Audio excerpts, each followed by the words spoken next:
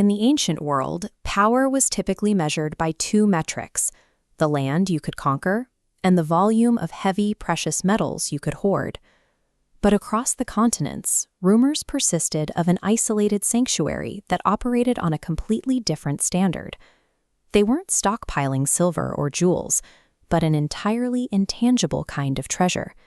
That place was Nalanda, and its inhabitants held a singular belief that knowledge was literally more valuable than physical gold.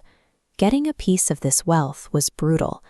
Without digital networks or safe paved transit routes, acquiring this knowledge meant leaving the safety of home and risking your life. What exactly was happening inside Nalanda that made scholars abandon their families and their kingdoms just for the chance to learn? Looking at a map of ancient Asia, you see massive geographic distances separating isolated empires. Nalanda sat right in the middle. To reach it, a traveler had to endure lethal, arid environments. Scholars rode pack animals across thousands of miles of scorching sand. If the heat didn't stop them, the altitude would. They had to navigate freezing, oxygen-deprived mountain passes, where a single misstep meant disappearing into a ravine. Nature was only half the threat. Crossing through these fragmented territories meant navigating hostile, warring states without any guaranteed military protection. This brutal commute acted as a natural, lethal filter. Only the most fanatically dedicated and physically resilient individuals ever survived to see Nalanda's gates. Surviving the journey did not guarantee entry.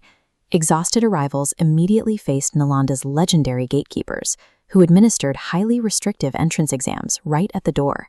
It was a strict intellectual meritocracy. You couldn't buy your way in with royal titles or saddlebags full of coins. You either had the intellectual rigor or you were turned away.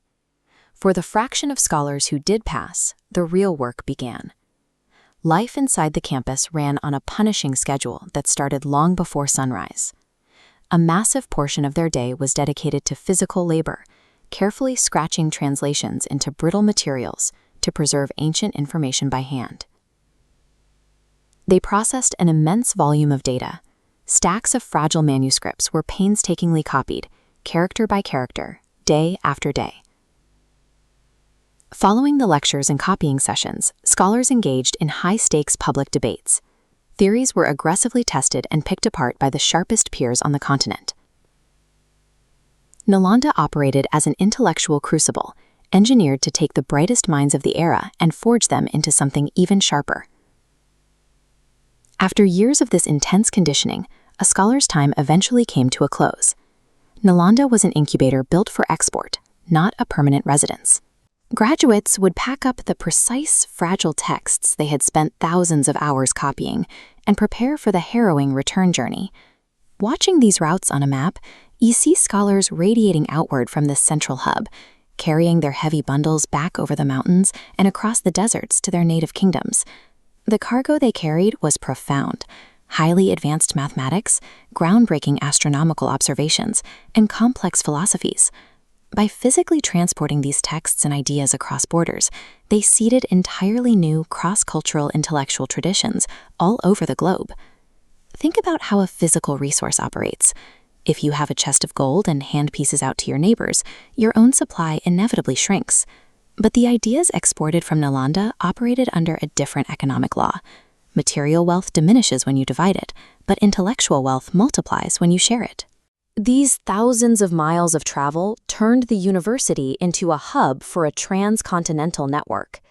By carrying their manuscripts back across mountains and deserts, these scholars ensured a discovery in one corner of the world could survive and evolve in another.